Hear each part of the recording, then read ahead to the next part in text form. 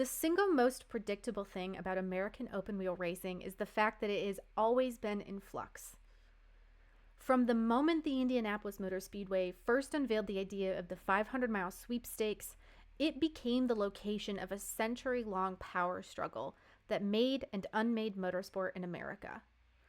Now, we've talked about this battle before on Deadly Passions, Terrible Joys, and how it resulted in the split, or when U.S. open-wheel racing fractured in two. Today, though, I want to hone in on one particular tragedy that brought this battle to a head. A plane crash in 1978 that killed 9 people, 7 of them serving as high-ranking members of the Indy 500 sanctioning body, the United States Auto Club. In one foul swoop, motorsport was subsumed by a power vacuum that saw the ongoing fight for control over championship car racing take a whole new turn. Historians don't believe this plane crash caused the split, so much as it was one of the final nails in the coffin for a particular way of doing business. And we're going to learn exactly what happened next. Motorsport isn't just about fast cars and daredevil drivers. It's a place where scandals burn hotter than exhaust pipes. This is a history podcast dedicated to delving into the darkest corners of the racing world to uncover secrets, deception, and intrigue. My name is Elizabeth Blackstock, and welcome to Deadly Passions, Terrible Joys. To tell the full story of the USAC plane crash, we first need to talk about USAC. In the earliest days of the Indianapolis 500, the event was sanctioned by the American Automobile Association, or the AAA, the company that you now probably better recognize for its roadside assistance services than you do for its racing pedigree. We've chatted about the AAA's role in motorsport a few times before on Deadly Passions, Terrible Joys. Once in an episode titled SCCA versus AAA, the battle between sanctioning bodies that almost killed racing in America, and another titled Death at Watkins Glen, how one forgotten crash changed motorsport forever. We've also established the broad strokes of IndyCar's history in the episode titled Indy 500 Rival, the Michigan race that tried to overtake American motorsport. All of those episodes will really help you understand the breadth of what the AAA did in motorsport up until 1955. But the key thing to know is that it largely focused on championship car racing, a discipline that included the Indy 500. In that role, the AAA also liaised with international organizations like the FIA. 1955 was a dark year for racing. First, the beloved Bill Vukovich was killed racing at the Indy 500. Soon after, Alberto Ascari, Formula One champion, crashed into the harbor at the Monaco Grand Prix, and a few days later was killed while testing a Ferrari 750 Monza. When that year's 24 Hours of Le Mans was marred by a horrifying crash that killed over 80 spectators, motorsport was forced to seriously rethink its goals and its procedures. For the AAA, motorsport just wasn't worth it. By that point, the organization was finding great success providing roadside services, advocating for traffic safety laws, and creating educational programs for new drivers.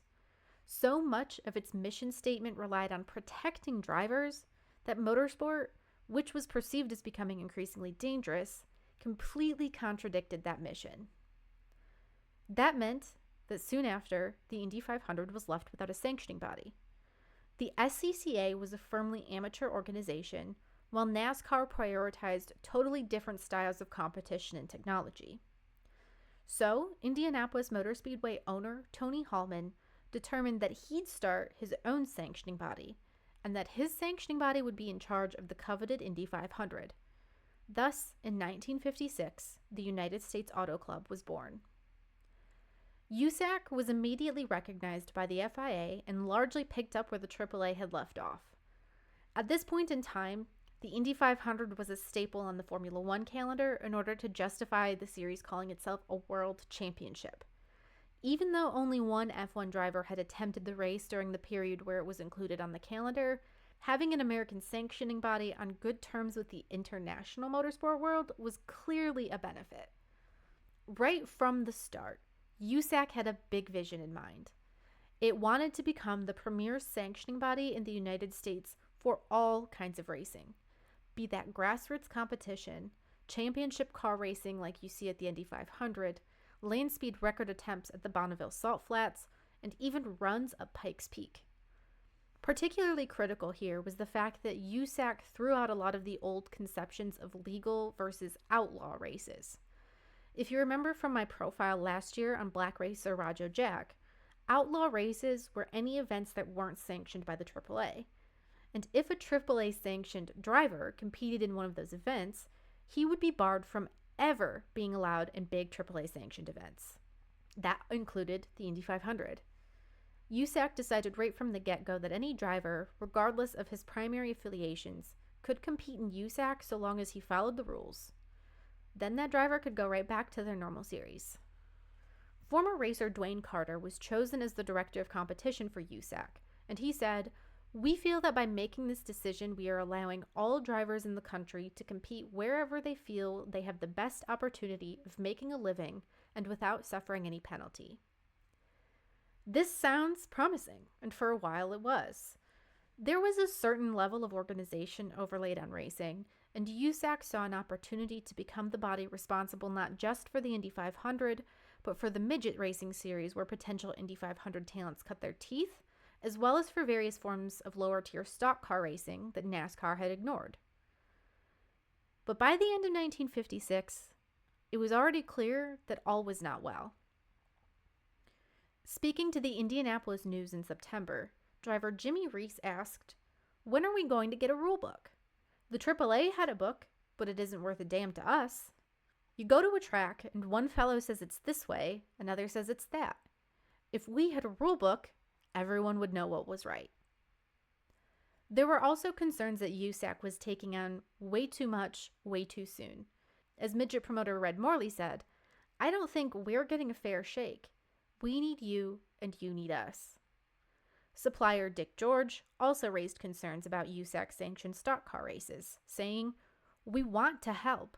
We know you have your problems, and we think you've done a wonderful job in 1 year, taking over from an organization that had 50 years of prestige and experience behind it. But some stock purses have not had champion money on them because we didn't know about the race." There was apparently no clear understanding of who was, working a USAC event either. For the earliest years of USAC racing, officials, mechanics, drivers, and other key personnel were provided with armbands that were supposed to indicate that those folks were supposed to be allowed into certain restricted areas and should be able to help with certain things. But driver Jack Turner alleged that somehow fans had either made or gotten their hands on those same exact USAC armbands. "You got too many spectators wearing USAC armbands," he said. "You see a man with an armband and try to get some help, some information, and he tells you he isn't working and can't answer your questions. If he's wearing that armband at a race, he ought to be working." And then in 1957, driver John Zink Jr. of Tulsa claimed that despite USAC's promise that it would allow its drivers to compete in other race series, Zink's promotion of and participation in NASCAR events was, quote, "in direct violation of the warning that was issued to you last August." Still, as the years passed, USAC grew. It improved safety measures and added new disciplines and slowly built up a reputation as a reputable organization, even in the face of lawsuits and criticism. But heading into the 1970s, drivers and team owners, particularly those competing in the championship car discipline, were getting antsy. Over in Europe, open-wheel racing was slowly starting to gain prestige, but its American counterpart remained mired in the past. USAC's championship car series still competed on dirt tracks and visited the same venues multiple times a year, rather than experimenting with any new locations. The Indy 500 was clearly the star of the year, but it also felt like so much attention was lavished on that one single event that the rest of the year may as well have not even mattered. It would be like if Formula One only cared about the Monaco Grand Prix, while the rest of the season, the FIA was busy thinking about its smaller, more localized race series. Even NASCAR was growing, and a big part of that came down to the fact that it had leveraged tobacco money. A windfall hit the world of motorsport in 1970 when U.S. Congress passed the Public Health Cigarette Smoking Act. This piece of legislature meant that as of January 2nd, 1971, tobacco companies would no longer be allowed to advertise on radio or television. And while that could have been a deadly blow to those brands, they were outfitted with a whole lot of lawyers who knew exactly how to find a loophole. And that loophole was sports marketing. See, a tobacco company may not have been allowed to run a 30-second commercial on television anymore, but it could sponsor a sport like, say, NASCAR. It could become a title sponsor so that every time you say NASCAR, you actually have to say the tobacco company's name too. And that wasn't even taking into account the races named after cigarette brands or the team sponsorships or all the printed advertisements for NASCAR that actually subtly promoted a cigarette brand. If you're familiar with NASCAR's history, then you know the brand in question here is Winston. Winston was a subsidiary of the R.J. Reynolds Tobacco Company, and from 1971 to 2004, the top level of competition, what we now call the Cup Series, was known as the Winston Grand National Series. And in that span of time, R.J. Reynolds increased its motorsport spend from $100,000 to a whopping $17.1 million. That much money was transformative for NASCAR. The R.J. Reynolds sponsorship came just as the series had trimmed the fat from its race schedule, getting rid of dirt tracks and races less than 250 miles.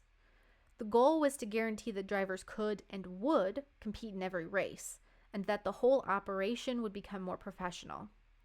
With a sudden influx of money, prize purses could increase, and the draw for NASCAR was high. In 1971, USAC Championship Car Racing inked an equally important deal with Philip Morris USA, the company that makes Marlboro cigarettes. Marlboro was set to become the series' title sponsor, adding $100,000 toward the overall prize purse for the season, and it was so happy with its results in year one that it planned to up its funding to $150,000 for 1972. There was just one problem. Brown & Williamson Corporation announced that it was introducing a massive partnership with the Vels Parnelli-Jones racing team via its Viceroy cigarette brand. Viceroy went all in with a motorsport print advertising campaign, and the funding for the team meant that owner Parnelli-Jones could attract some of the best talent in the motorsport world, be that in the designers or the drivers. It was so promising that folks were calling it a super team. But Marlboro claimed its sponsorship meant that competing tobacco companies shouldn't be allowed to advertise in championship car racing. Philip Morris USA raised the concern with USAC, but USAC shrugged its shoulders and refused to do anything about Viceroy. So at this point, because Marlboro had yet to ink the final contract with USAC for 1972, it simply decided it wouldn't sign. As Motorsport magazine reported, the writing was on the wall for Marlboro. They did not need very much imagination to see that a good proportion of the races they were sponsoring are likely to be won by cars backed by a rival, and the idea did not appeal. Marlboro have thus withdrawn their sponsorship from USAC, who presumably will now have to look for a backer in a different field. Except USAC didn't find one, not until 1978, and so everyone in the series got to stand by and watch as the R.J. Reynolds money transformed NASCAR into an international phenomenon. And to make matters even worse, the Parnelli super team failed to live up to the hype. USAC had killed a great deal for nothing. Still, the series trucked on. Teams started to experiment with aerodynamics and found that they could garner incredible amounts of downforce with a few little bits of aluminum. Turbocharging became the norm, and as engine builders stretched toward 1,000 horsepower and beyond, those engines started exploding so regularly that trying to finish a race was a challenge in and of itself. Plus, Goodyear and Firestone both supplied slick tires for the first time in USAC history. Pair all of that together and you had a recipe for massive speed increases. And at the 1973 Indianapolis 500, it resulted in a month of death and destruction that warranted a 14-part investigative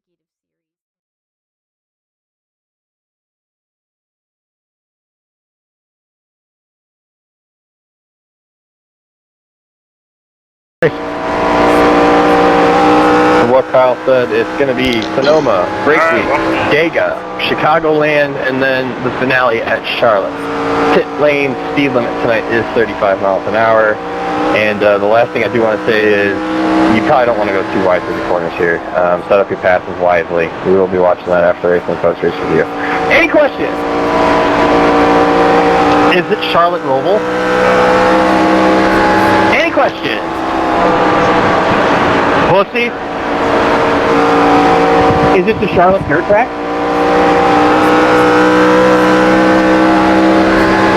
You guys are real sickos. Wait to see the 4Crown. A little smaller field today.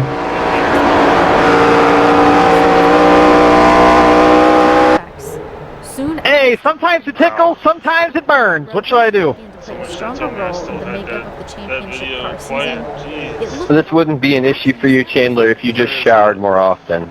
Good luck in qualifying, everybody. Finish that. Close that. That can stay open. This can leave. Not professional. Oh my goodness. This is going to be a long race. 200 laps at Dover. Can be very long. I'm hoping that it'll be a bunch of green flag racing. I love Dover. Not necessarily my best track, but I do love it.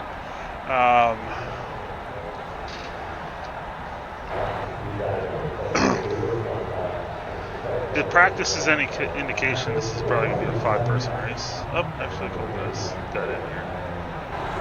Alright, never mind. A couple more guys got in here. So,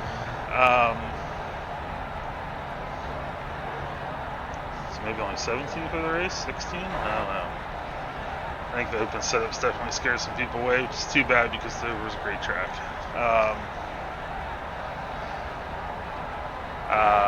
Yeah, so we're going to qualify here. I do need to turn on the secret. Well, I don't even know where this thing's at. Why did I not even put this in here? And source. Is this it? Yeah. Hey. We gotta put the secret stuff up so that I can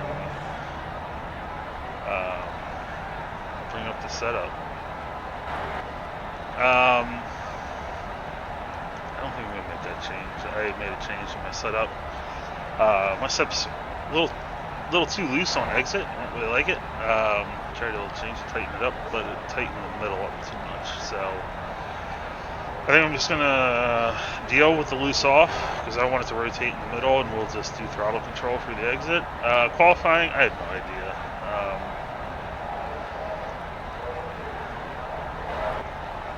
We'll see how this goes, honestly. I'm gonna go hot button all these keys.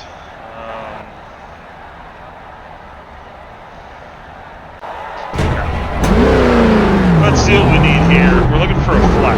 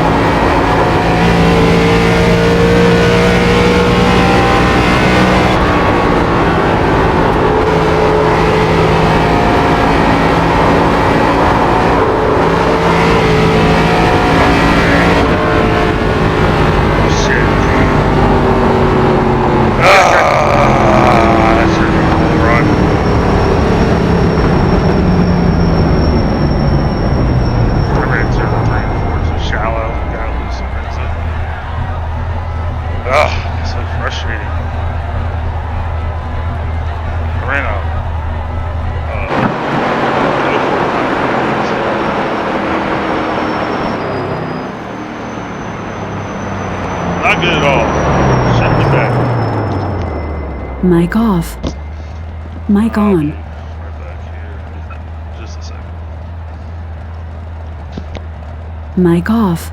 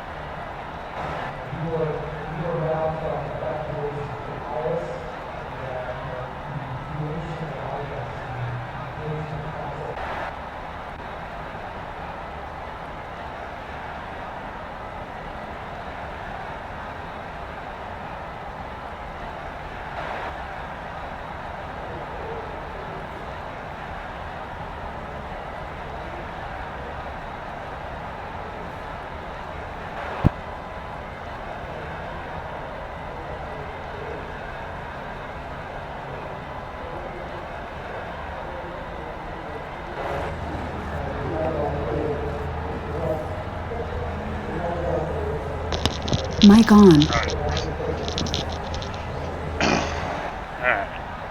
Alright. Make sure we load the correct setup here. Yeah, I think we're going to back that last change out.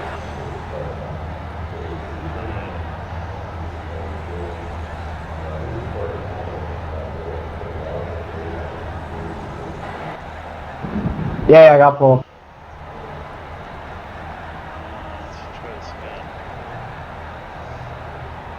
9, 6. Okay. 10. Ain't that steering ratio. That's there. Alright. 200 laps. So we're starting P6. Not a great qualifying effort. Honestly, probably should have been on the pole, but we shit the bed.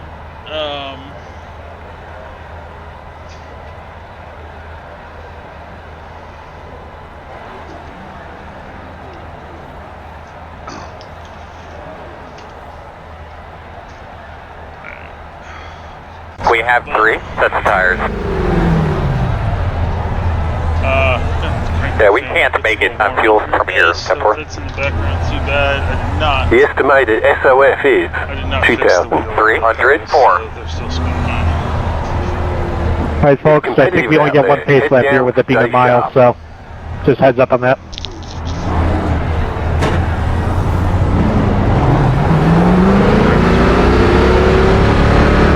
Alright, fellas. Had a great day for a race today. Looking forward to a fun one. I think we got an opportunity to go out there and do something pretty special today. Unfortunately, you're going to be on the outside. Closed.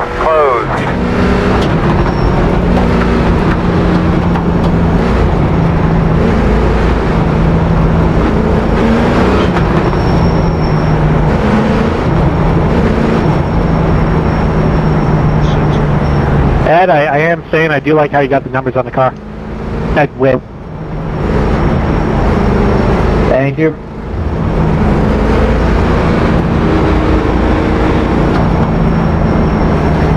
Radio check, test 1, 2, radio check, you got me. Alright, boss man, pace car's off. Be ready.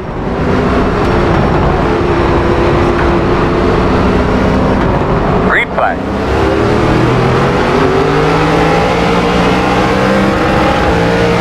Inside. Still inside.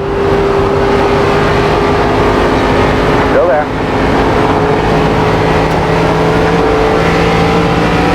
Still there. Clear him.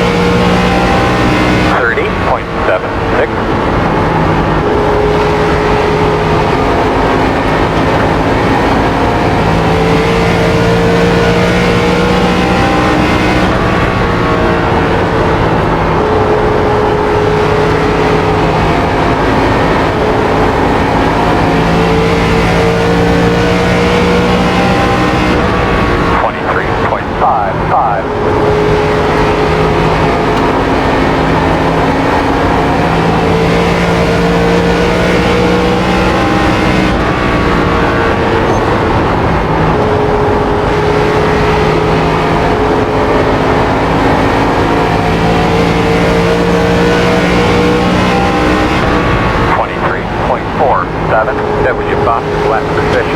The car in P1, just hit the fastest lap. 23.08. One inside. Still there, clear.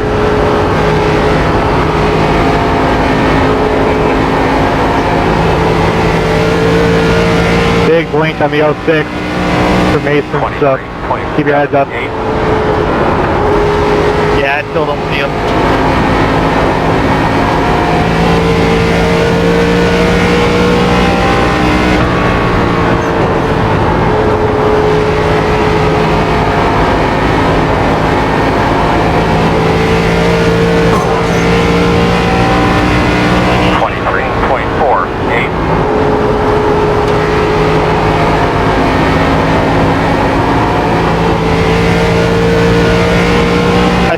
He just lagged out, and I think Troy just lagged out at this board.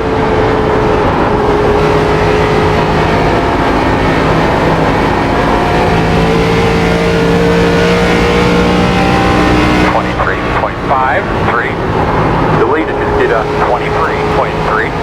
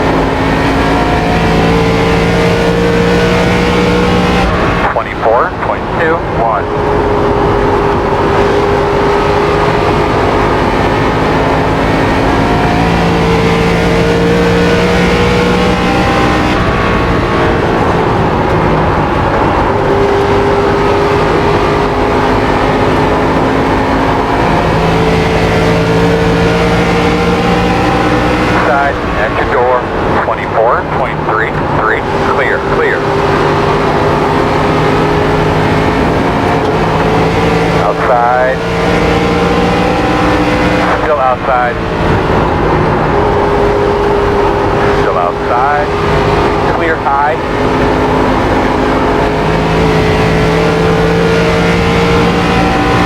24.5, aim.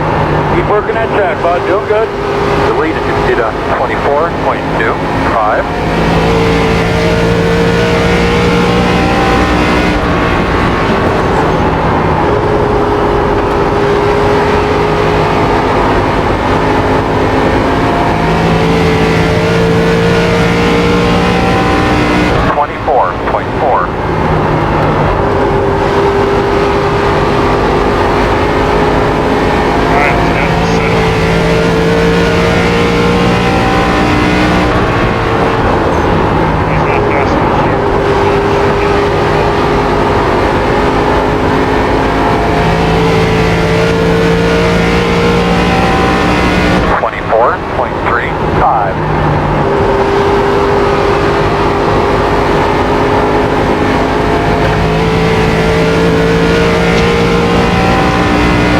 And I'm gonna fix it on the pit stop. I think I got my mic turned down way too low. The car behind. The gap is 1. You're losing on the car in front. The gap is 1. 24.5.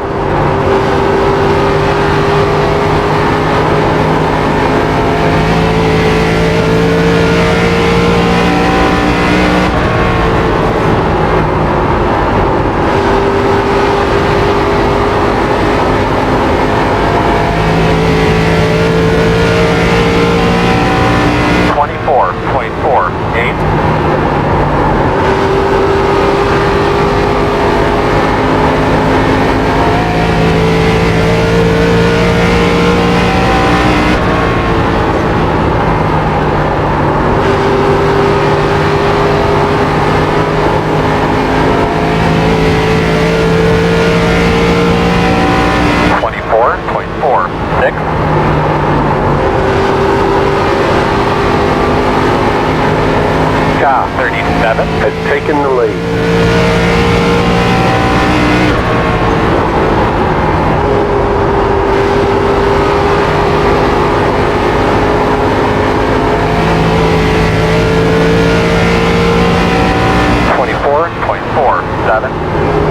The lead is at 24.38.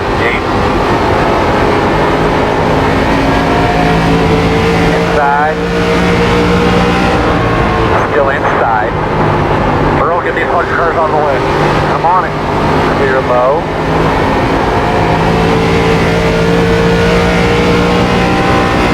.58.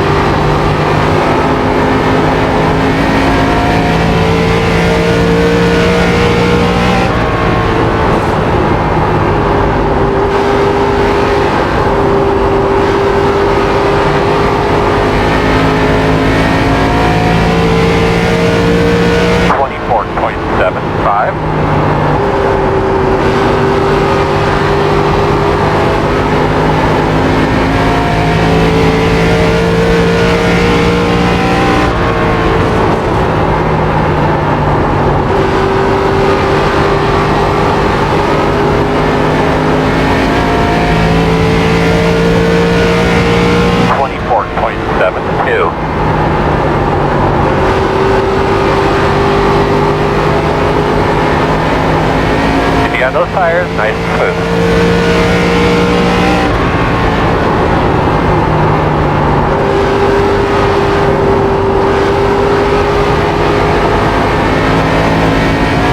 And that lap car up there, 24.66.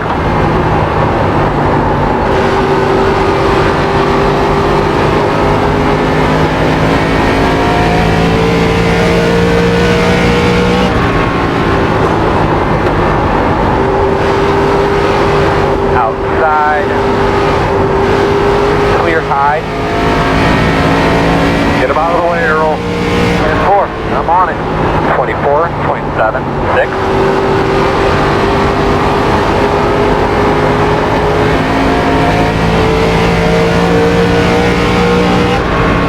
Outside.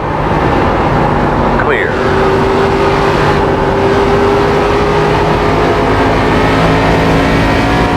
Earl, get him the fuck out of the way. All right. 24.69. Deleted. Just did a 24.57.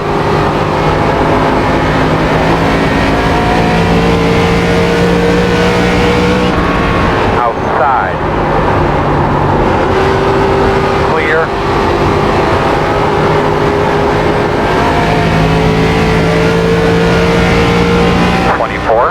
.66.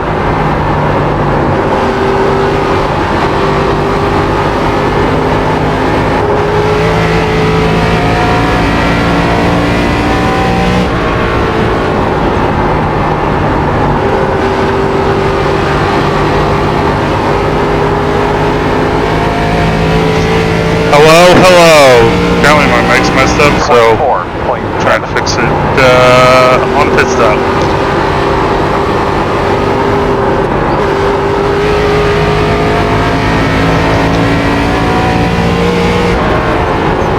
Take care of your stuff.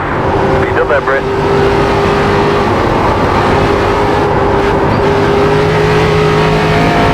These lappers out of the way, Earl. Roger. 25.03.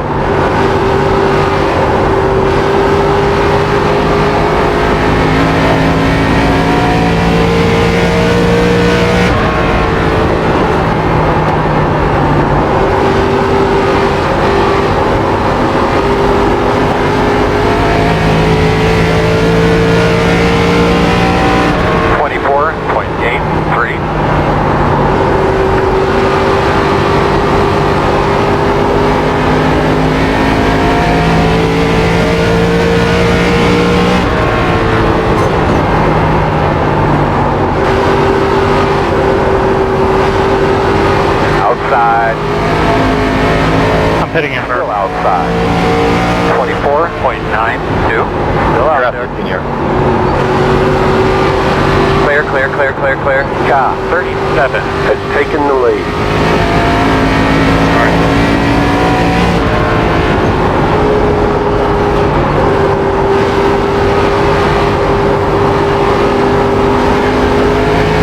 The lead just did a 24.9, 25.25.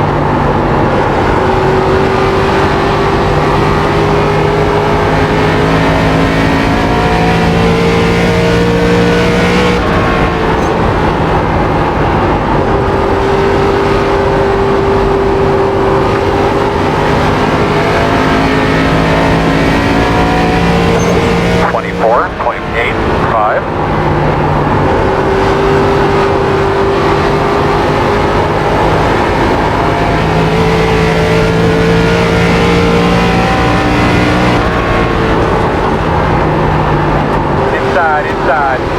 Pearl, let's get along up with these lappers. And 4. Clear low. 24.85.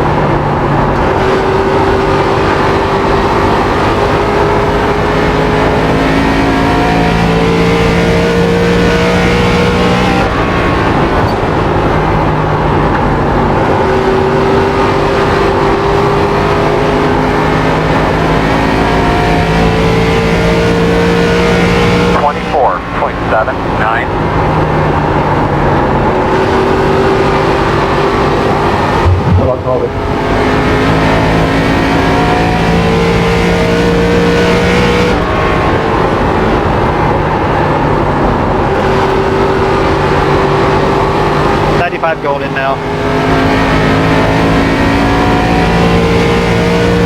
24.83.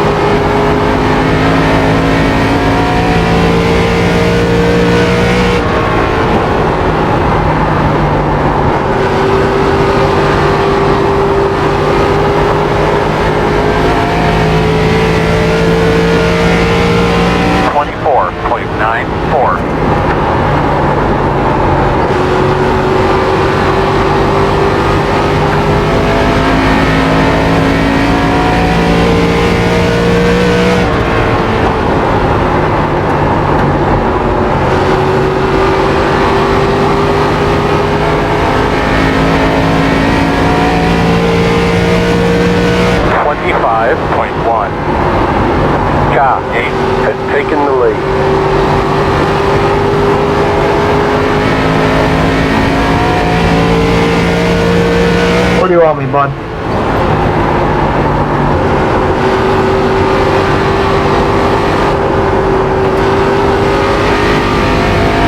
Last crosstalk is going now.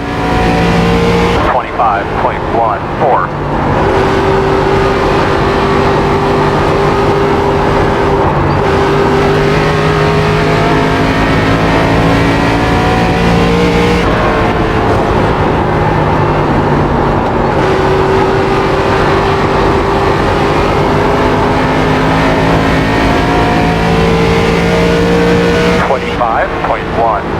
The car behind you is pitting. That was real nice, that was nice. Get a rhythm.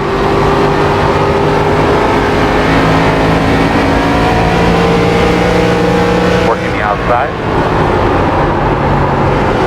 Clear high, clear high.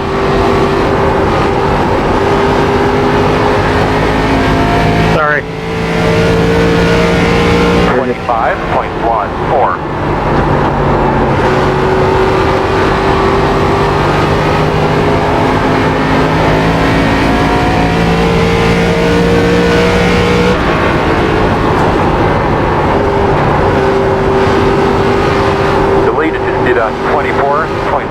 Heading on. 25.17.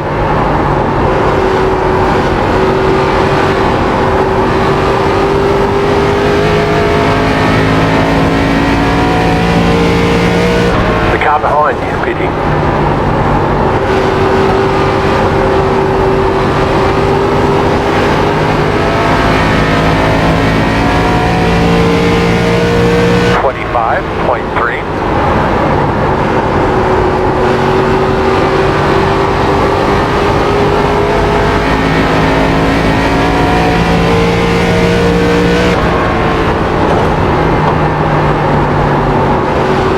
Outside. He knows you're coming. Still there, man, outside. You're clear.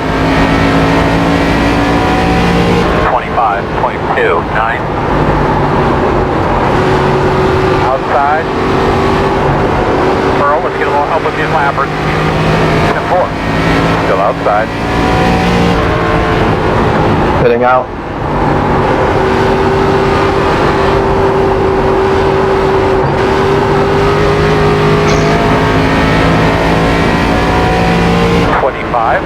.53.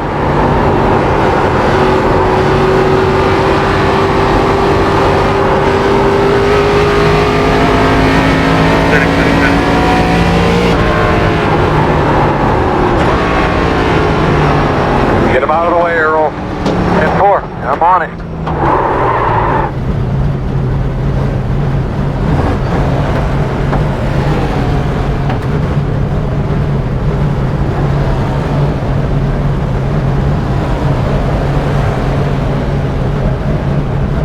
Here we go. 10 away. 5 away. Point 2 putting in. At your mark now. Turn in, turn in, turn in, turn in. You're going to leave on me, 10-4.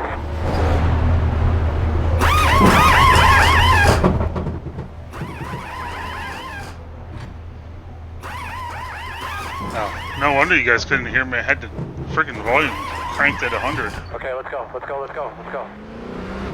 Hello Dylan. Hello Jory. Sorry you guys lost power. 10-4. Any help you can get us there, big Earl? I'm struggling. This setup is not what I thought it was. I thought this was a setup that was going to be extremely loose. And the 25 lap run I made kind of acted that way. But after about 30 laps it fell off a damn cliff and was just so tight entry. Just could not do anything with it.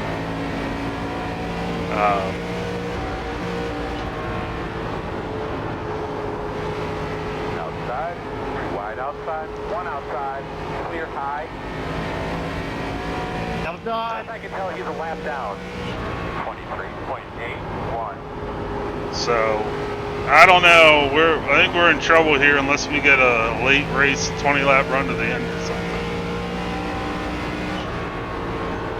I did make a bunch of changes to hopefully free it up a bit, but 37, 37.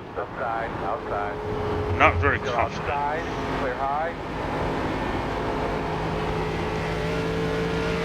Those are tires. Yeah, 1253. Yeah. I think it definitely is platformed to be free, but I think it's too stiff. Because once the pace kind of slowed down to those like mid 24s, everyone else stayed there, and I just kept getting worse and worse. So. 23.83. Yeah, we're just in trouble here, I think, today. About a 5th place car, but we are nowhere near the top 3.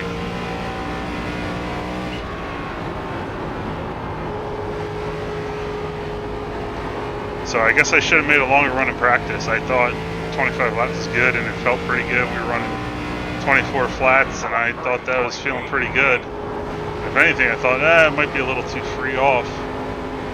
But as soon as the entry went, we were fucked. Outside. Clear high, clear high. Tried taking as much rear brake out of it, but it's just we're just not in a winning car today.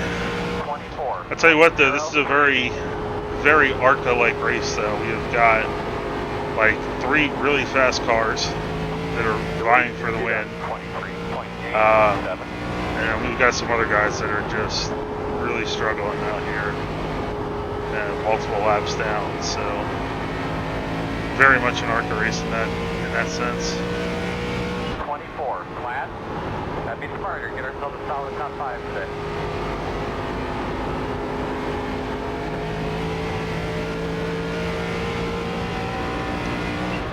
I'm about 9 seconds back from the leaders. Kyle and Cole. I think Colby's on a 3-stop. I think he's pitting at lap 24.09. But then Kyle's already taken him over. But Kyle came at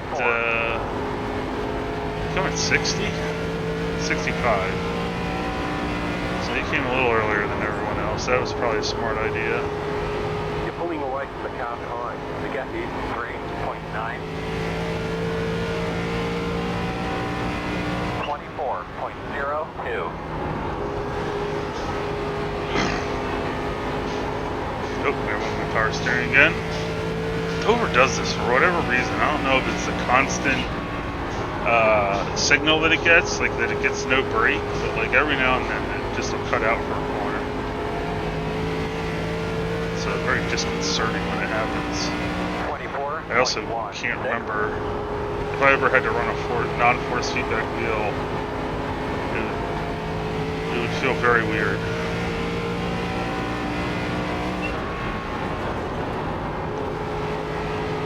You're gaining on the car in front. Spaghetti 9.8. Gotta get through this traffic, girl. Pit forward. 23.94.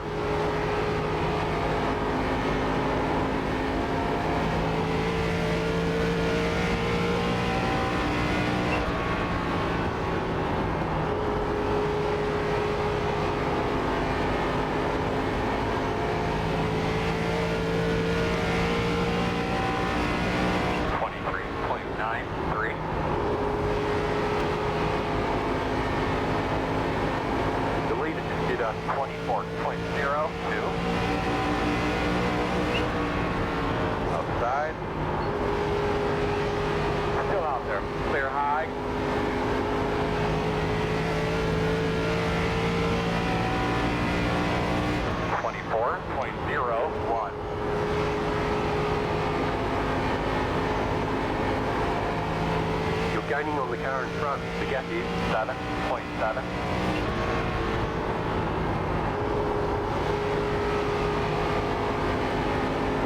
Good job, man. Don't change your line. They're gonna move. This is such a long race. We're not even halfway yet. 24 flat.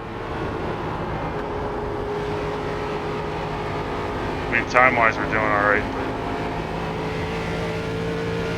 it's a lot of laps.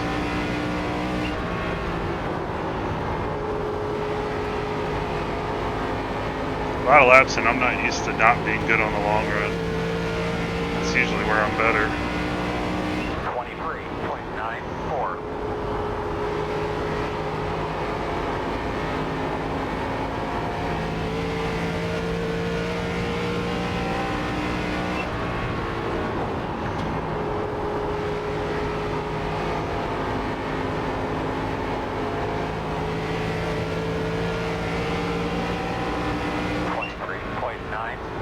Outside. Nose you're on the way. Clear high, clear high.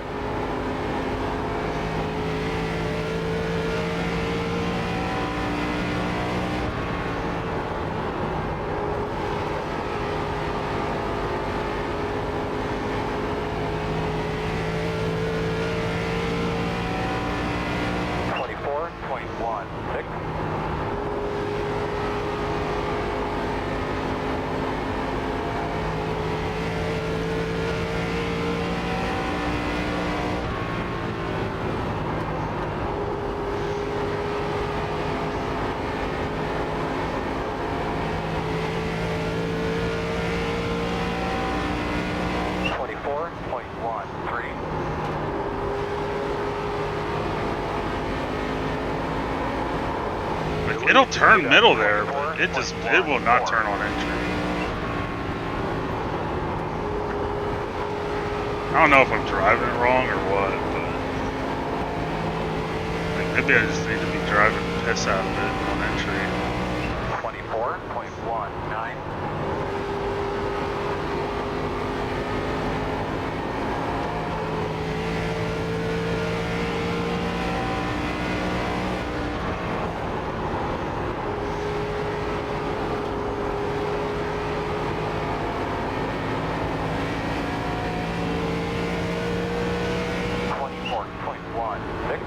Outside. Still outside. Clear high, clear high. You're gaining on the car in front. The gap is 2.8.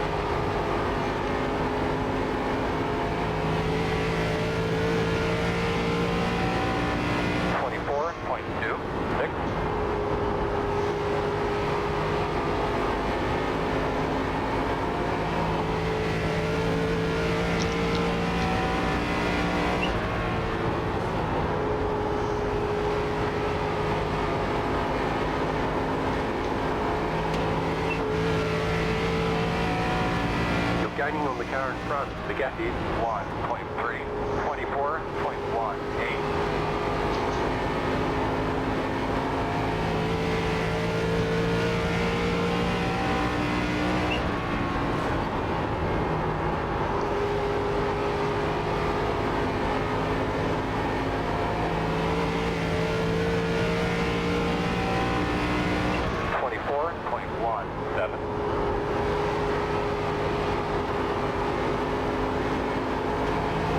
The leader just did a 24.39.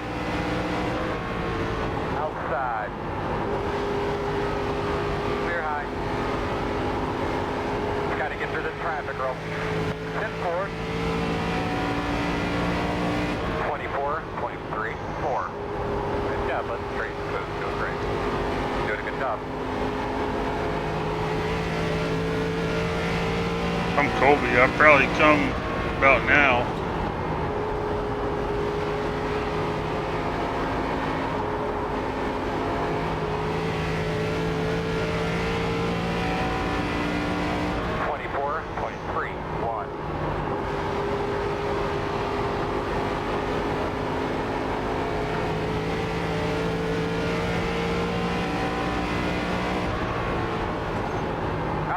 Outside.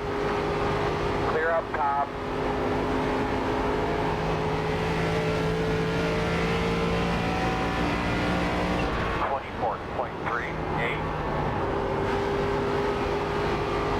You're pulling away from the car behind. The gap is 1.6.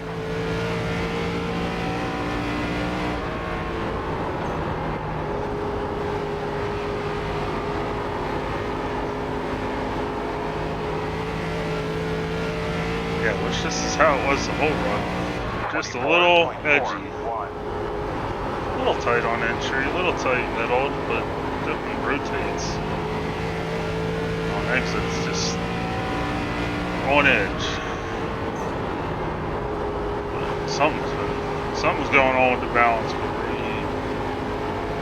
Next time, Bobby, I started losing it here. 24.33. About 30 laps into a run, I think it was about when we started losing it last run. Hopefully with more rubber on the track, it'll hang on a little bit longer.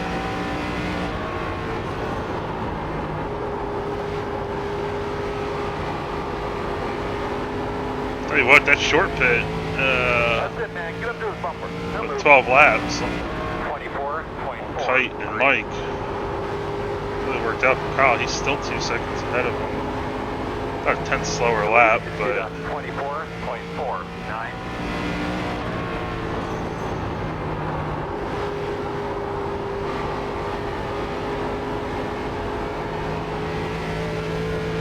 I'd say that worked out for him. Edwin's 24, 24. slowly closing on us.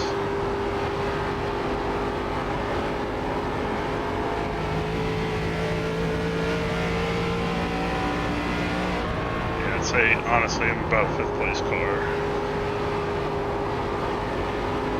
If I can beat Edwin, that'll make me happy. I'd say me and him are about the same. Felt like he was a little better than me that first run.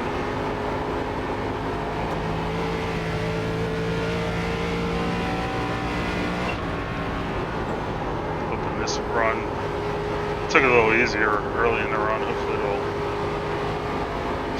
stick together for me. 24.5.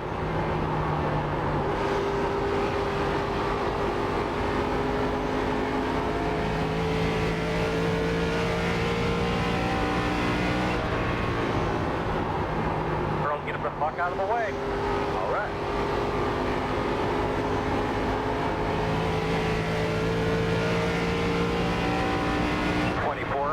.49. Inside. That's it, man. Get up to his bumper. No move. Clear, clear, clear, clear, clear. Head him through there, big girl. Roger. Outside. Clear. That's it, man. Stay up on him. No move. Outside. Clear, clear, clear, clear, clear. Not a spot, I don't think. No, he is not a spot. Outside. 24, 27, 2. Clear high. Keep faster, man. I keep telling him. I'm working up here. You guys are having a little battle though.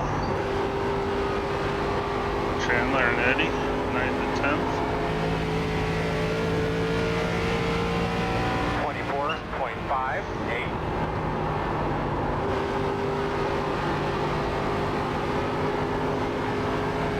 Deleted, just did a 24.5, 1. He's still got 2.2 on Kite now.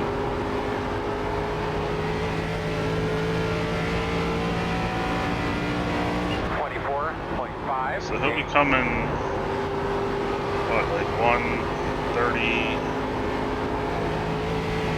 135, somewhere in there. He's got another 25 laps to hold him off, but I'd say he's got to be pretty happy with how that turned out. 24.5. We're still 16 seconds behind.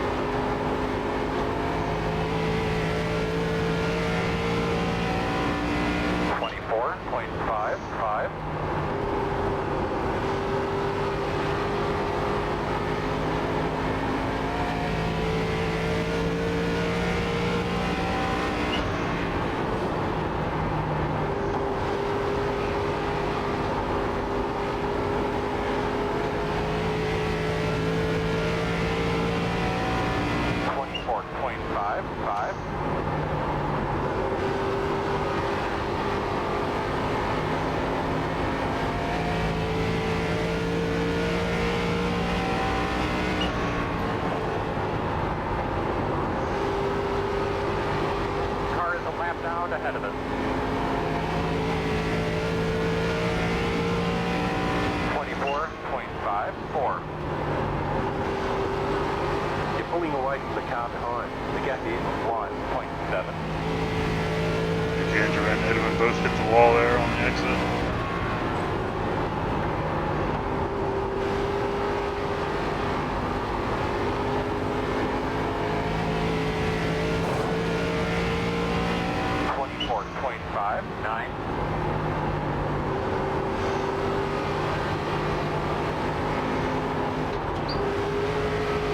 Deleted, just did a 24.72.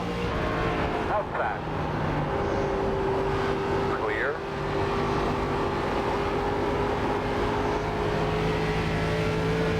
Yeah, it's car roasting there in a really bad 24.8. spot. That's half the battle of Dover, though. It's just where you catch lap cars, where you catch passes. Like, easily can slow you up half a second.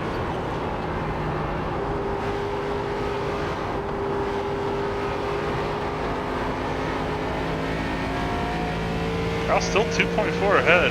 24.6. He's got about 15 more laps. He needs to hold it off. I wonder if those guys will pit with him this time.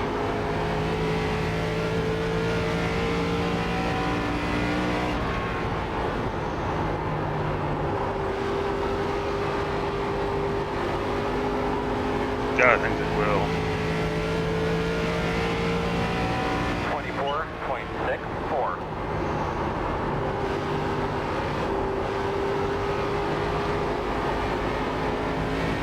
Question for me is, when do I pit? If all three of them pit, I think I stay out long enough to lead a lap, just for the point. But if Kyle pits and they don't, I might have to think about just coming 24.7. to try and cover, because I want to try and stay on the lead lap as long as possible. If I let Kyle run too many fast laps, we're going to get lapped. We're about 6 seconds ahead of him right now. 7. So I mean, I can't wait much longer than probably 2 laps. 1.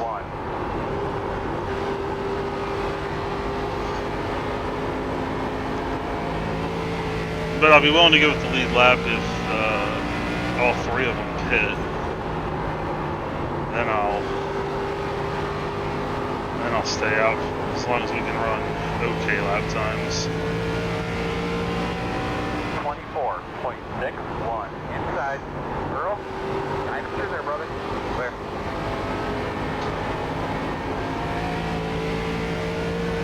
The lead is just 24.79.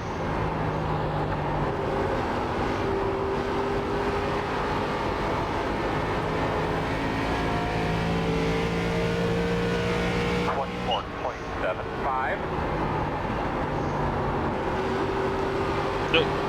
Car's starting to go away now. Did not want to turn there at all.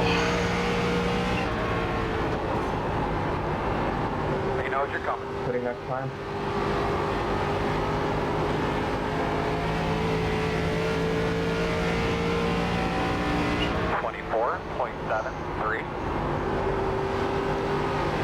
Well, Mike's just about caught Kyle now. Jason, I'm pitting in. Pit again. Never mind.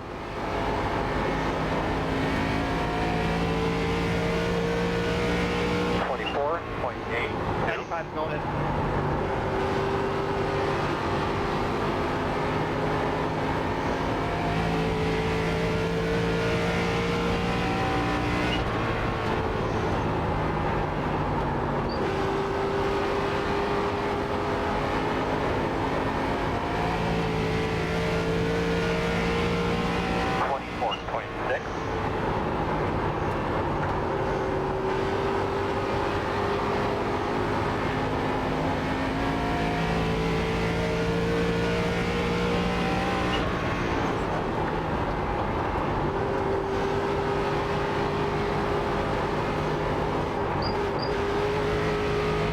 Yep.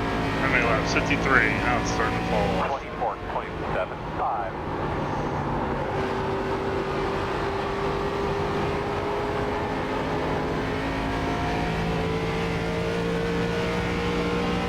And you got those tires nice and smooth.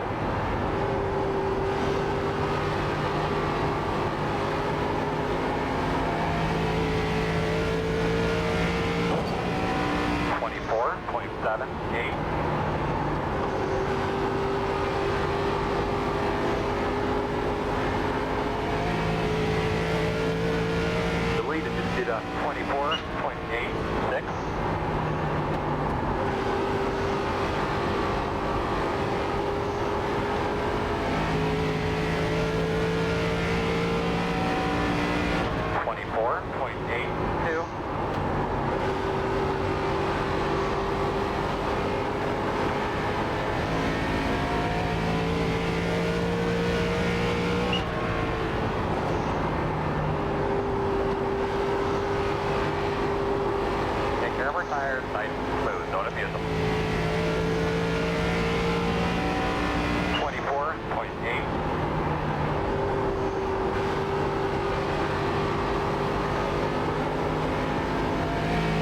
time bomb. Alright, Mike got by Kyle.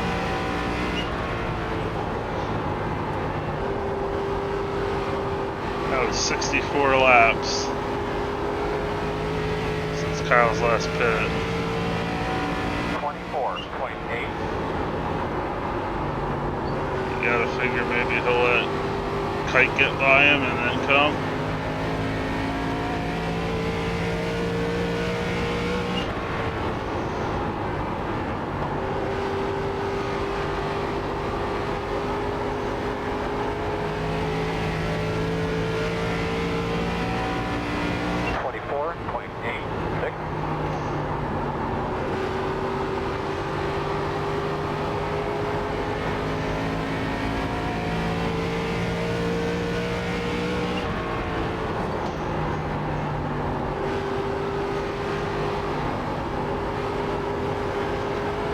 Getting out.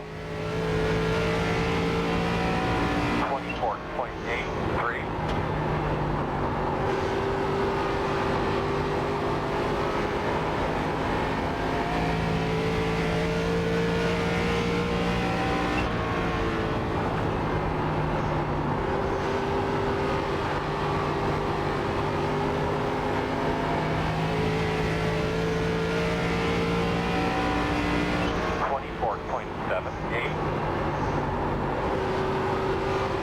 The car in front is pitting. The lead just did a 24.5.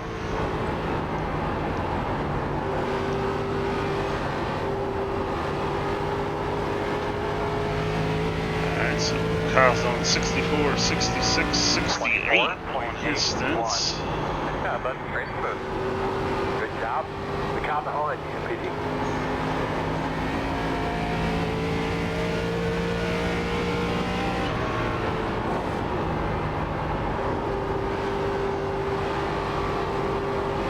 Pitting, 37 pitting. 8 pitting. 24.8. Alright, we then are gonna run long. The car in front is pitting.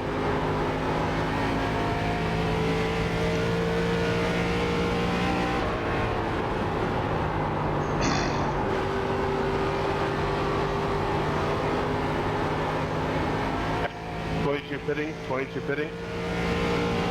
How much longer? I don't know. Man, you've been doing a hell of a job, buddy. The car Alright, behind you Edmund is pitting. came too. Not a spot, I don't think.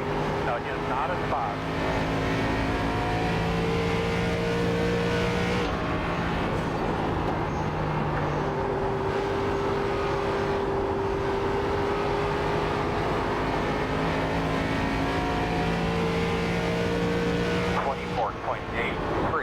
That's what I'm talking about, man. You're looking good today.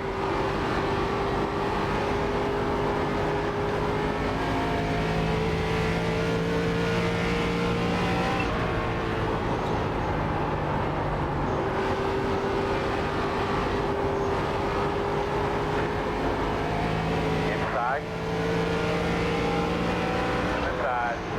24.83. Clear low.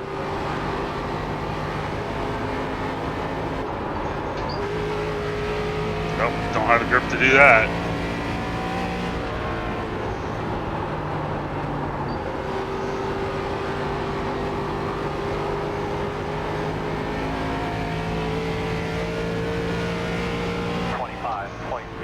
.05. Take it easy on those tires. Try to get them cooled off.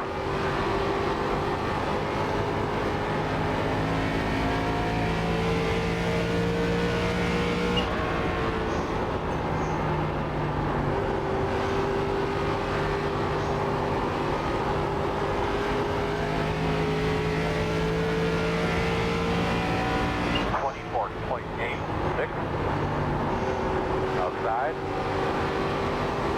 Clear.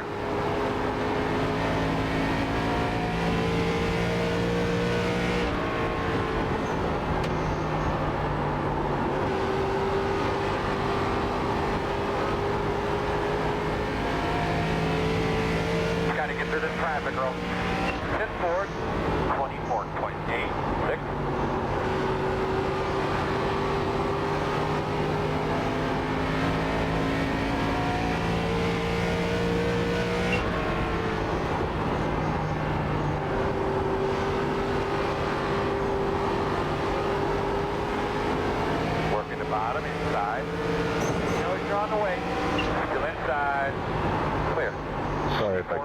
miles. 7, clear. Good job.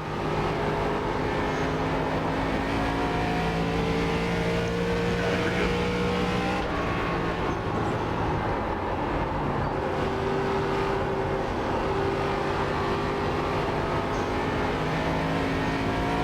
Head up through there, big girl. Roscoe. 24.89.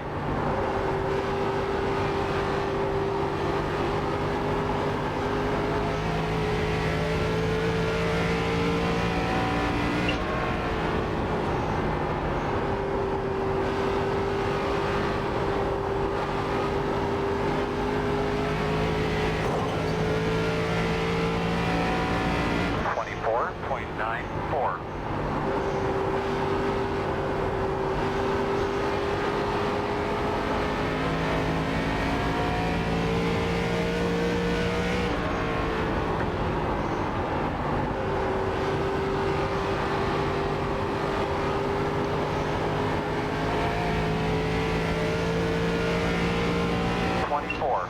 .91.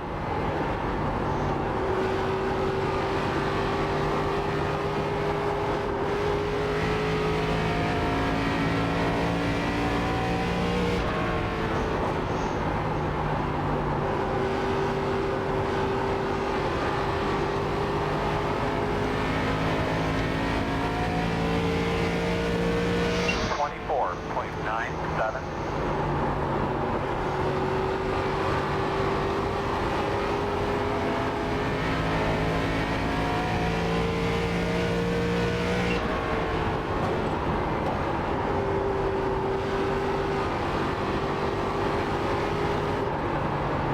Oh, buddy, that was bad one. 25.16.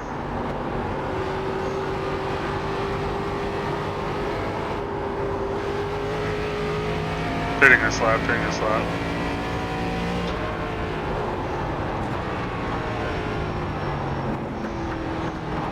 I'm out of the way, Earl.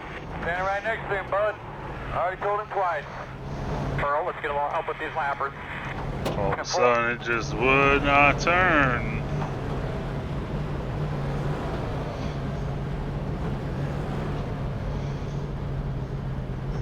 Here we come, fellas.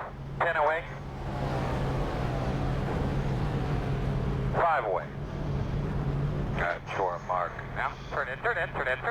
Nice and smooth here. Leaving on B. Car 7.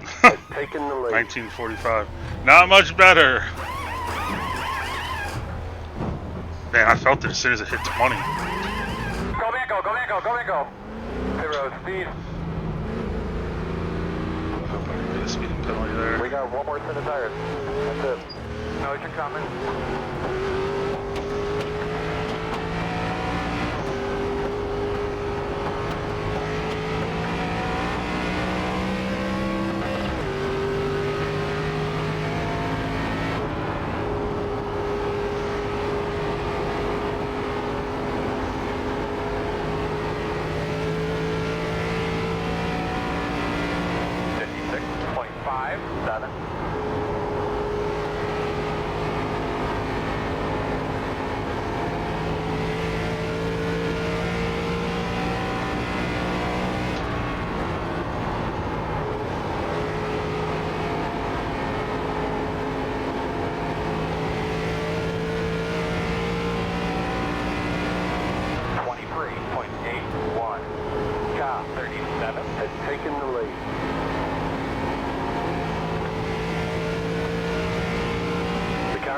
Pitting.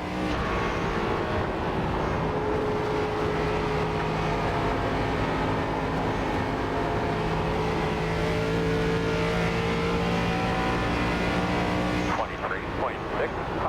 The car behind you, pitting. Have that thing off straight, looking nice.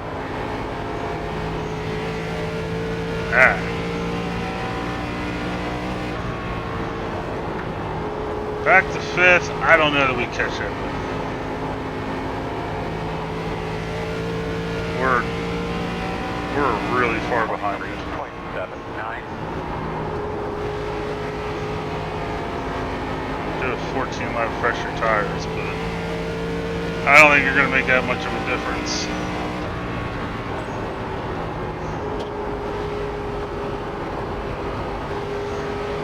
The lead is 23.89 outside, still outside. 23.92, clear high.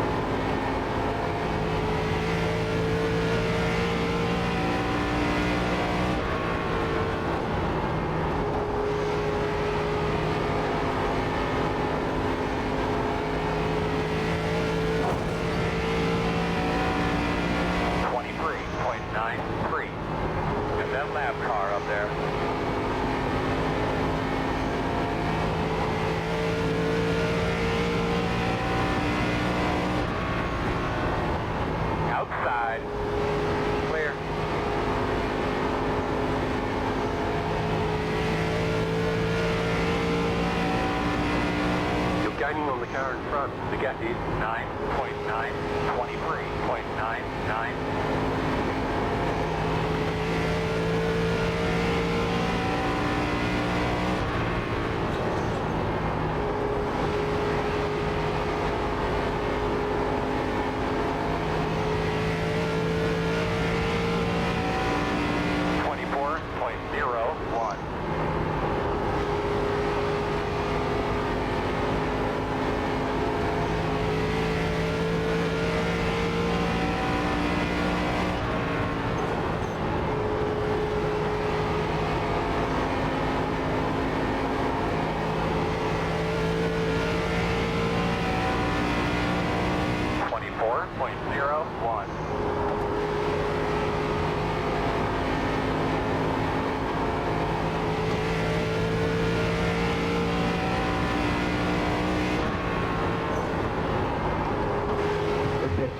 You're gaining on the car in front. The gap is 9.2. The leader just did a 24.1. We got a caution now. It'd be interesting because 23.9. probably take the weight, or oh, I'd be lucky though. But they would pit, I think. I would have taken tires. Hope for a late yellow, even though at this point, not looking like it's very likely. Busting my ass there. 23.95.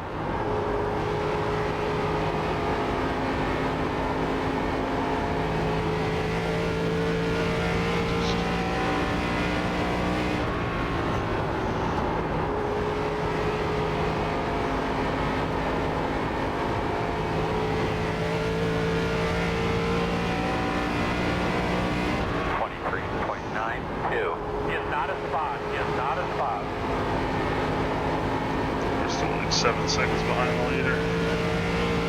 Minus 3 seconds ahead. 10 seconds behind, I guess.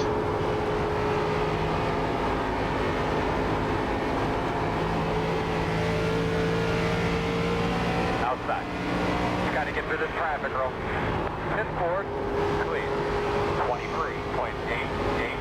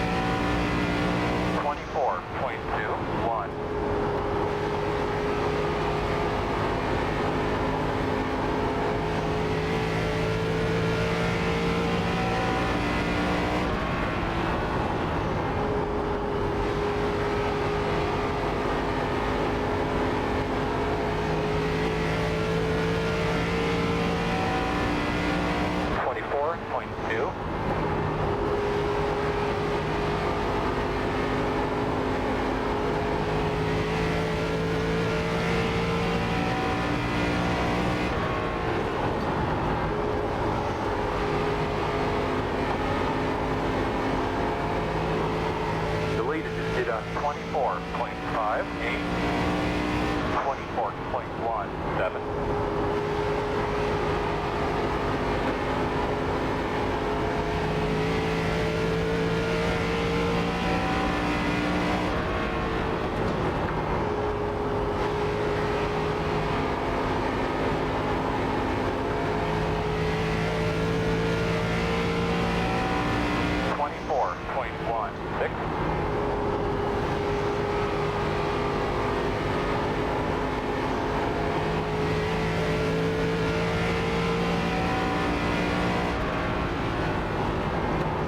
A lot of traffic.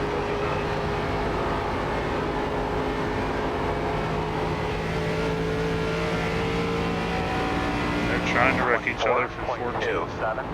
Not a spot, I don't think. No, just not a spot.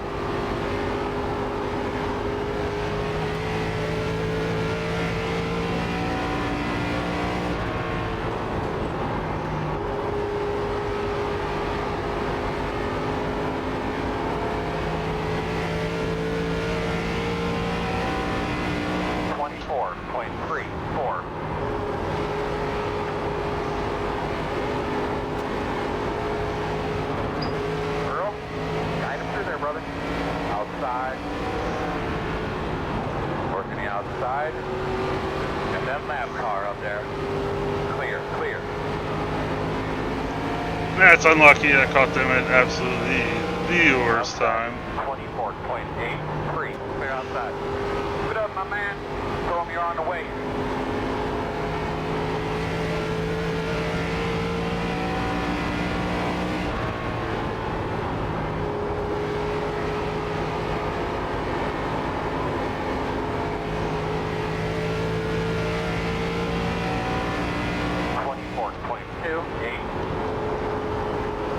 Nothing major on this review, but it's going to be an awful lot of wall hits.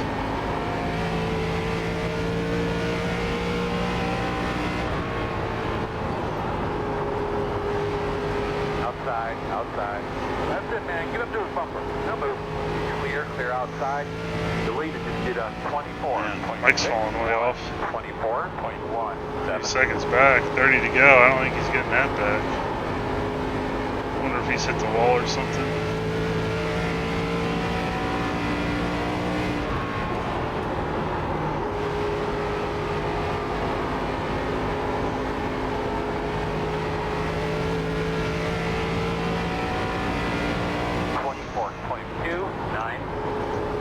Edwin's going a lap down, so we gotta try and get to him. Make sure we're in the lucky dog spot.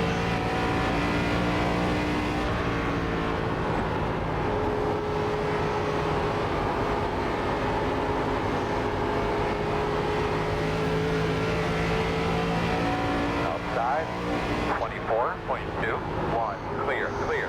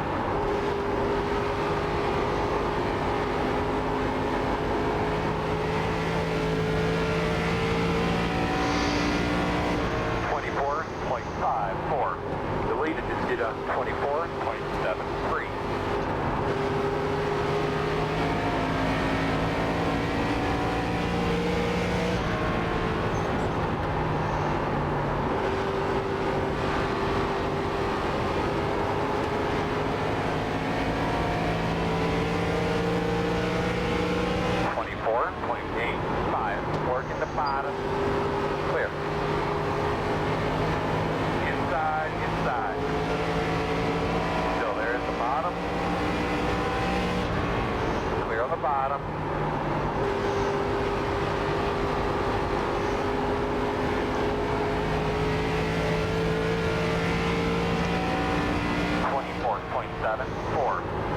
Last lap was good. That's where you need to be. Keep it up. Papa just taught him a lesson.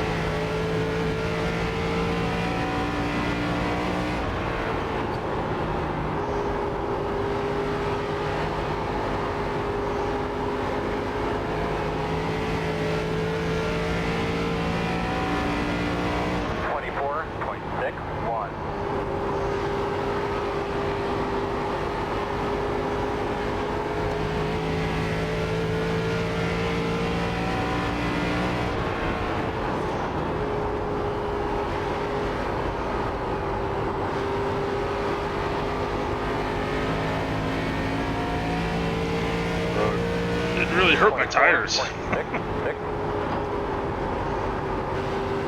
might be at that point in the run. Took the last goodie off of them. Gotta make quick work of these guys, Earl. I got them, man. I told them. They're hollering at them.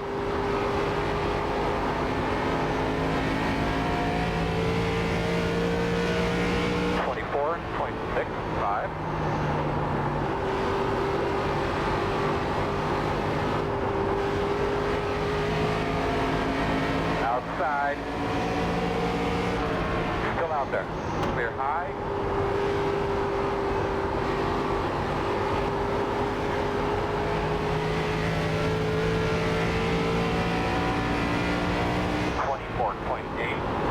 You're pulling away from the car behind. The gap is wide. The leader just did a 24.77.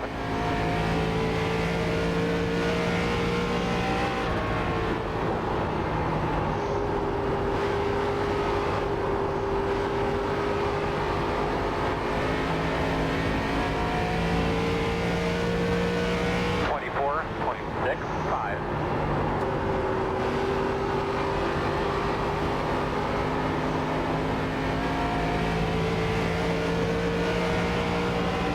Outside. Still outside. Clear high.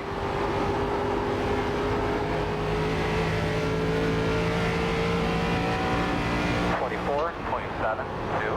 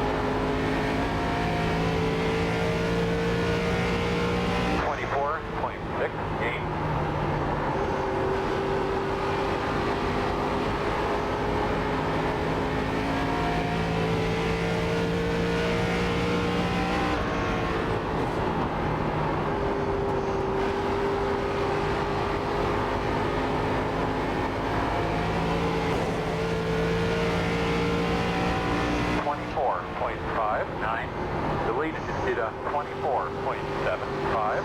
He is a lap down, right? Or 10-4.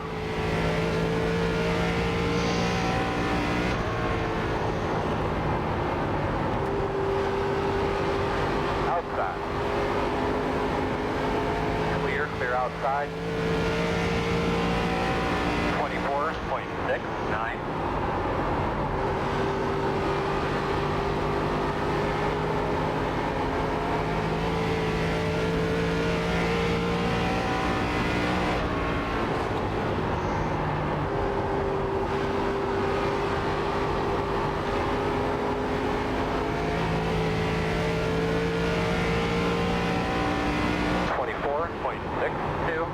well. Peak headed.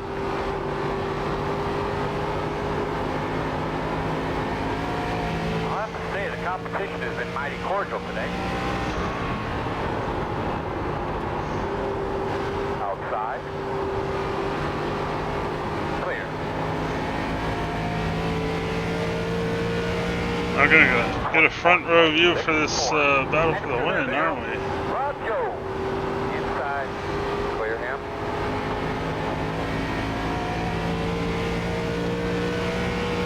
Couple more lap cars to deal with.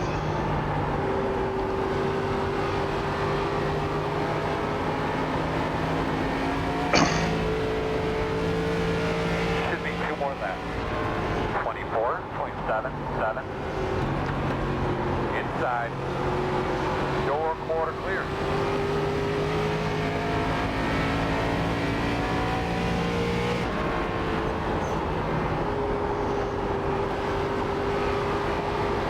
White flag.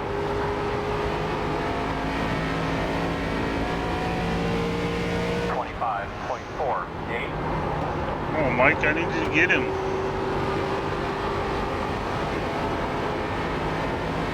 Get him, Mike. Get him, get him, get him.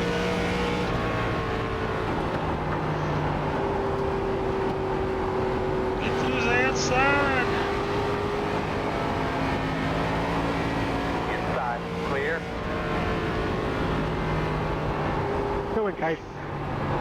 Didn't save enough tire for myself to be on there. Great racing, Kyle. Good effort, bro. Good effort.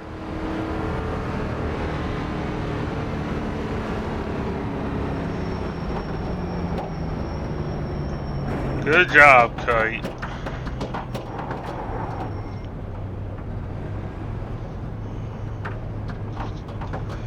No yellows. Very unvark-like. And as a testament to the 4Crown, a 200-mile race, gapped in the top 3 by only about a Here we second come, or so. guys. 10 away. We'll see you next week for Sonoma.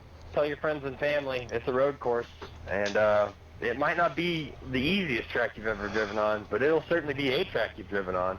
Break week after that, Talladega 4Crown finale on the 20th, and then the final 2 races of the season, Chicagoland and Charlotte. Thank y'all for coming out. Y'all have a good week, and take care. There you go. There you hear it right from the boss man Colby, I almost himself. got you, bro.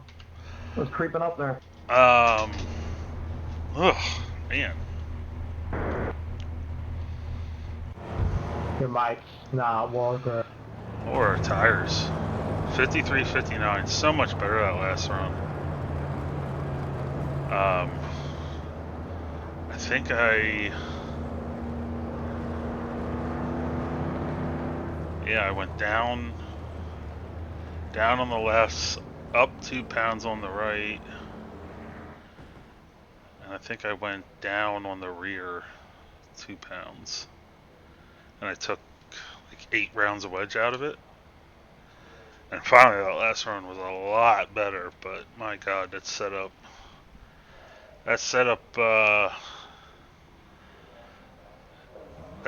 was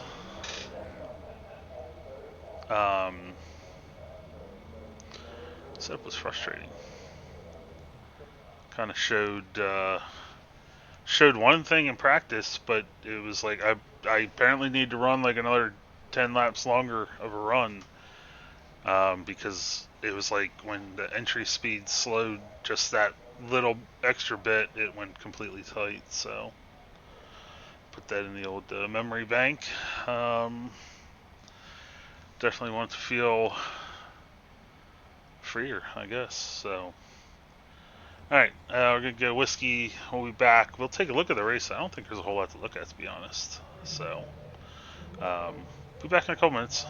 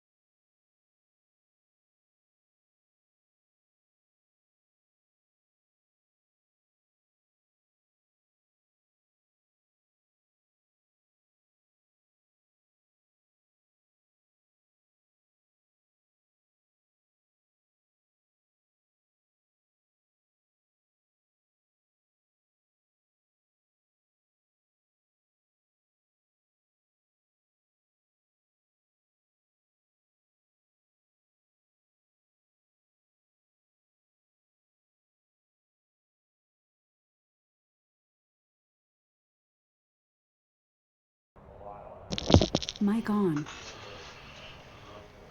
Microphone on. Oh man, that was not a very long race, but it was a very long race. Time-wise, not super long, but whew. 200 lap screen. That is something. Alrighty, let's get this thing rolling. Jesus fucking Christ. What the fuck are we doing? I don't even know how to, I don't even know what words. No fucking way. Alright, so he apologized. Good, he should apologize, because this is just bad. Black stock. Oh my goodness. Fuck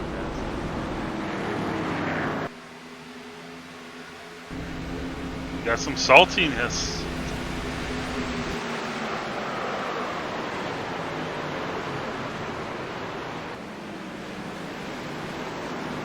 Well, gonna be some suspensions after this race, I think. I'm fucking suspended. I'd kick him out. What the fuck is that shit? What is that? What the fuck? Oh god, I've been drinking too much whiskey.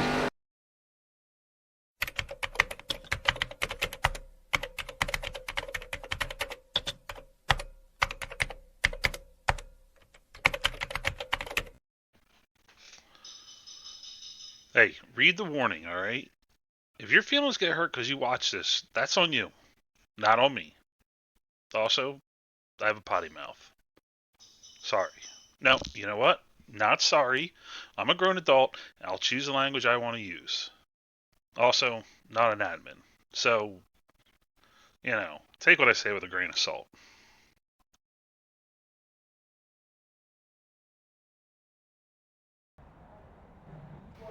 Alrighty, fucking Dover is fantastic.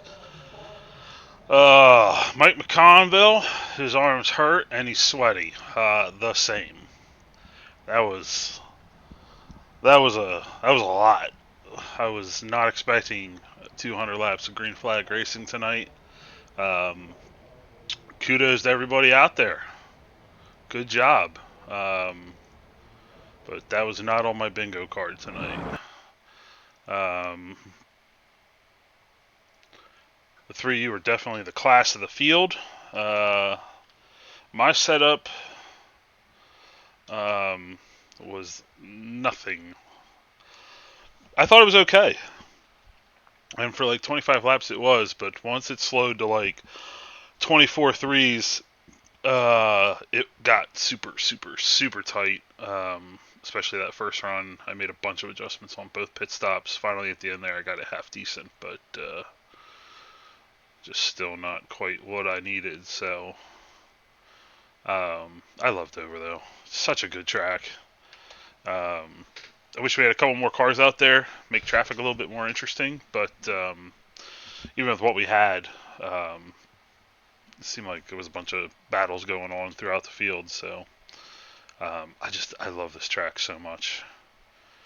Just absolutely love it. Alright, let's take a look. I think we're just going to see a bunch of wall hits today. Shit. I'm going to check to see if I got the audio. Yeah, it's okay. I started my stream today. I had the audio way too high. I had it left over from a DayZ thing I was doing. Alright, let's take a look. What do we got? Burke struggled today. Ripstein struggled. He hit the wall about 8,000 times that I saw.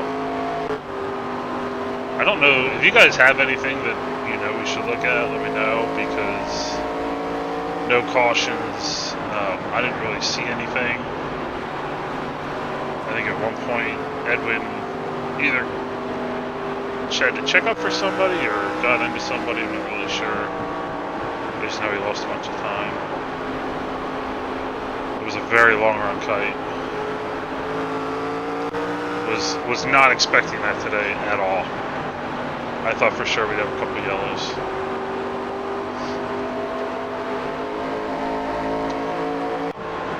A lot of guys still in their music paints. I almost did that. I remember at the last second to change it. Yeah, it's a brutally long run. And I don't know if anyone else's house is like at that weird stage where it's like not quite hot enough for the air conditioner to kick on, but like too warm to not have air conditioning.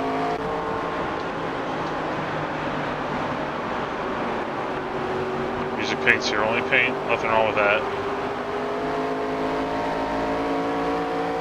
Yeah, I just don't think we're gonna see a whole lot.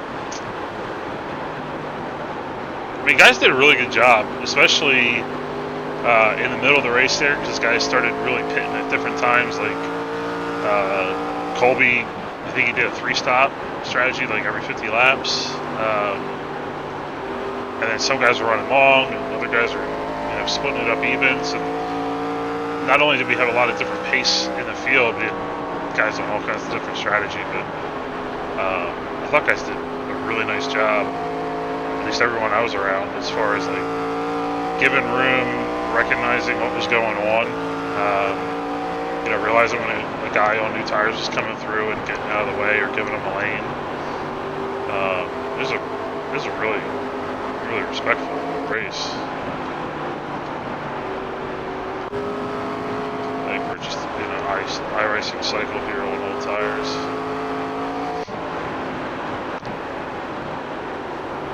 Yeah, this was the run. I was so tight. Burp on the throttle left and right there.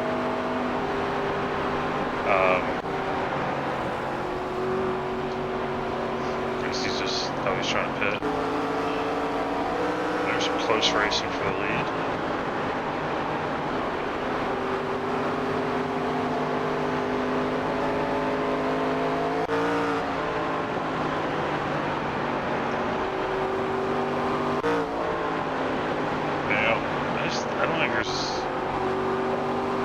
I don't think there's going to be a whole lot to look at here. Content-wise, not a good race.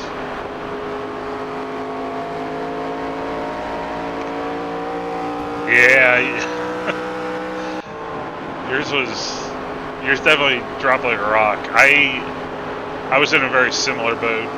Not quite as bad as you, but I made a 25 lap run in practice, and it felt like it was really on the right rear. It was very loose, but I was like, whatever, I'll just manage it, do a little throttle control to it, and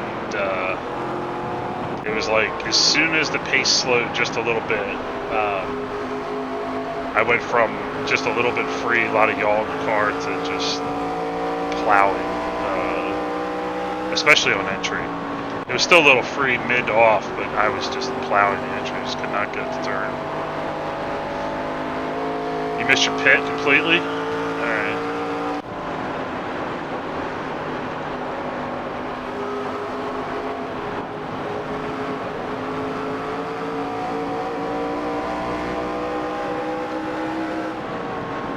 I don't know if it'll show up or not, but... Ooh, jeez. I think Burke just gets wrong here.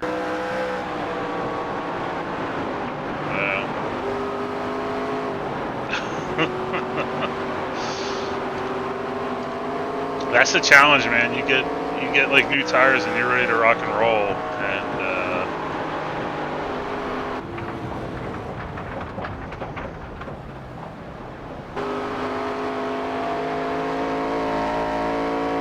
was it the previous lap maybe?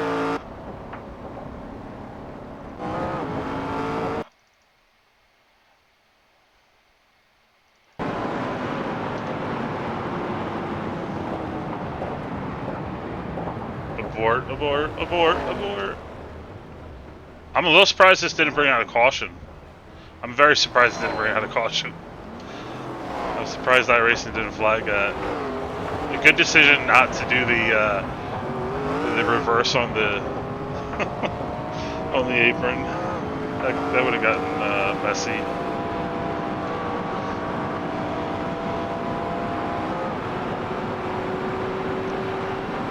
So, wow, that's massively different, Burke. one guy's racing for the win and the other one too. Huh. I'd say you'd have to look and see what he did different. Because that's crazy. My right front was, I think, 9% the first run. And then I got it to, I think it was 20% the second run, and then that last run it was 53.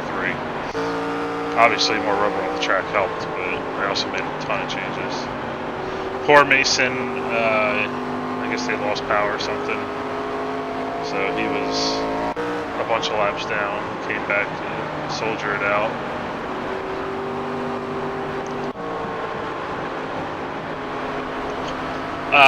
Kite won.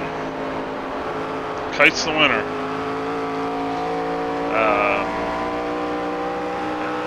Now I gotta click on this thing and type it out.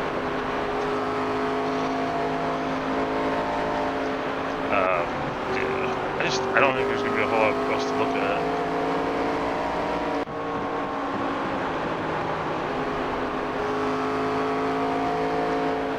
Fucking how he was first.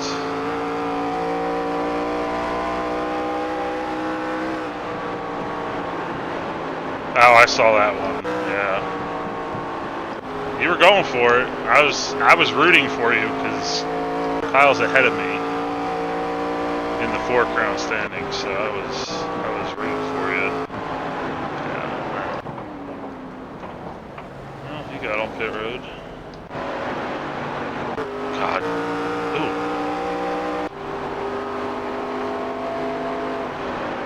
There's one. There's a good one. Kept it rolling.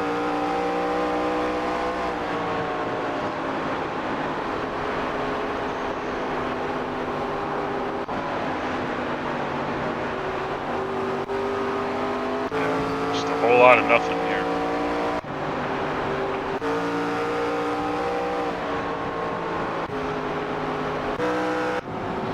Alright, we're not searching through all this.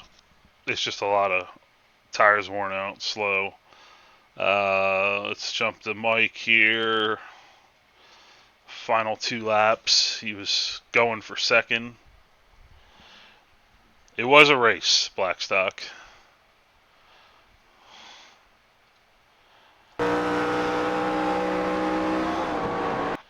Kyle Bushfan 8. That's Mason? Oh, hello, sir. Yes, your internet took a shit. Right as I let you by. I let off to let you go, and then you disappeared. I never got those 2/10 back. So I got out of the way there for Mike because he was breathing down my neck, and he's racing Kyle, so I just got out of his way. And then holy shit, he was driving it in. And I thought he was going to get it right here. He got loose.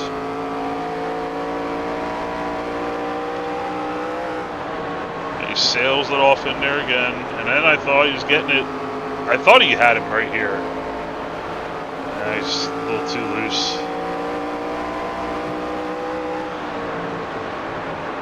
And he's trying it again, trying to get to the outside, and the tires set down.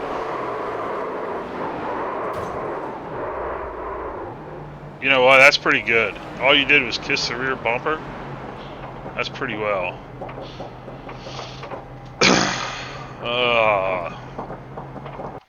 So that's it. So there's the results.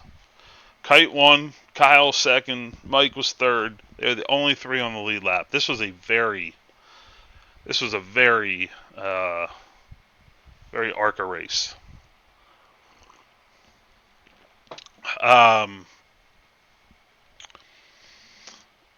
Bad night for your JD Stacy boys. Brother, I'll talk to you then. I'll tell you.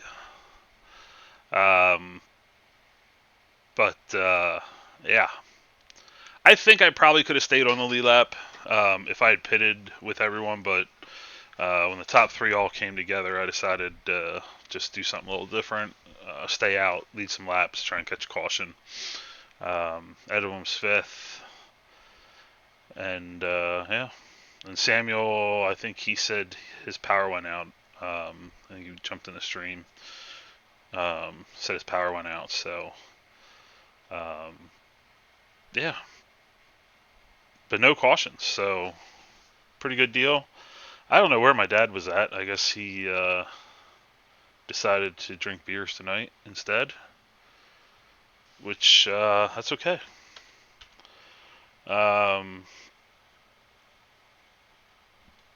Yeah. Next week we are at. I know he said. I forgot already. Oh.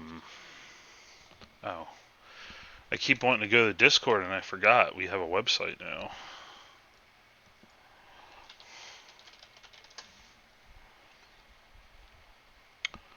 VARCracing.com. Look at that. Freaking results are up and everything. Kite's the winner. Kyle led the most laps. Edwin had the fastest lap. And the pole was Edwin. And I blew my qualifying lap so bad. I was so pissed at myself. Starting 6th. I was on a pole run and I fucking took turn 3 way too shallow. And it got me loose off turn 4. So, and Andrew gained the most positions. 11th to 7th. Good deal. So, standings. I am now the points leader by 6 over Kyle. Drew wasn't here. It looks like a 3-man race for the championship. No idea about 4Crown. I'm assuming Kyle's leading by like 10 points or so. What was I looking for? Next race? Why is it just not telling me here? What, is it calendar? No, it's not. What? How does this website fucking work? Where's the schedule? We need the schedule. Oh, click here for complete schedule. There we go. Sonoma next week. I don't know who thought up that idea. Sonoma, break week, Talladega, Chicagoland, and Charlotte. So we're getting down to the nitty gritty here. Talladega is the final 4-crown race. Sonoma next week. I have been running more Sonoma, so I'm not dreading it as much as I normally would. I'm not particularly great there, but I've kind of gotten to the point where at least in the Xfinity car, I can keep it on the track and run a decent pace. So Sonoma next week. Hopefully we have a bunch of guys show up because there's nothing worse than running a road course with 12 guys. So it'd be great if we could have 18 or 20. I actually don't disagree with you. You should be able to run either one. Either one. Make it a true ARCA race.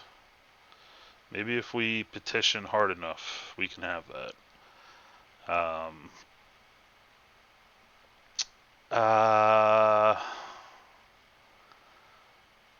What was I looking for? Oh, my next stream. My next stream is Thursday. Old Man League. We are at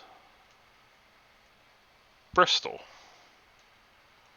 May 1st. Jesus, I can't believe it's already May. Bristol, 180 laps in the Xfinity car. It will either be a great race or it will suck. If we get a bunch of long green runs, it will be fun. If it's a bunch of cautions, it'll be typical Bristol, and it will suck. Bristol's just one of those tracks that can go either way.